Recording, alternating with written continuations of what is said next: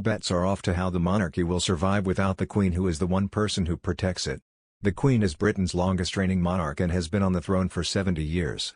She succeeded the throne on February 6, 1952, after her father George VI died.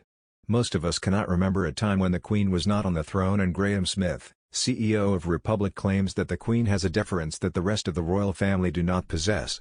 He said that people rightly or wrongly are reluctant to criticize the Queen, but that Prince Charles has been criticized his whole life and that therefore it will be a game changer when he succeeds the throne. Prince Charles was heavily scrutinized by the press and public for his affair with his now wife Camilla, Duchess of Cornwall, during his marriage to Princess Diana.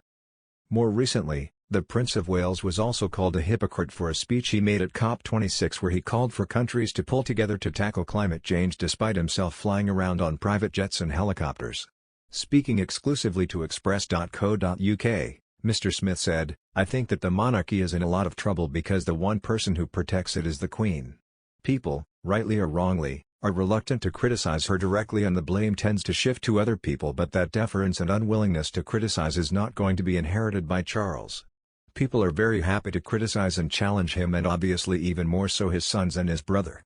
So once the Queen is gone, and that's probably going to be in the next 5 or 6 years, then all bets are off really as to how the royal family can survive." Mr. Smith added that Prince Andrew and Prince Harry being in the headlines for all the wrong reasons is also a big problem for the royal family. Prince Andrew is set to face a civil sexual assault trial later this year over allegations that he sexually assaulted Virginia Giuffre when she was 17, claims he vehemently denies. Following the news of the trial, the Queen stripped her son of his HRH and military titles in a huge blow for the Duke of York. Prince Harry also had his titles removed when he and his wife Meghan Markle decided to step down from senior royal duties in 2020. This move attracted widespread media attention, which Mr. Smith claims was bad news for the royal family as it took away the limelight from them and distracted from publicity. However, royal commentator Richard Fitzwilliams disagrees with Mr. Smith's claims, arguing that the monarchy is here to stay and adds tremendous value to society. He told Express.co.uk, "The monarchy goes back continuously over 1,000 years, broken only by the Civil War. Polls have consistently shown support for it among all age groups. Currently the royal family carry out over 2,000 engagements a year and are attached to over 3,000 charities. Royal patronage has an enormous cachet. The Duke of Edinburgh's award scheme and the Prince's Trust are the most famous, and the idea that this work could one day become obsolete is unreal. Royal trips abroad are Britain's best use of soft power, and just wait to see both the enthusiasm from Britain and the Commonwealth and the vast international interest which also helps British business and tourism, in the Platinum Jubilee celebrations.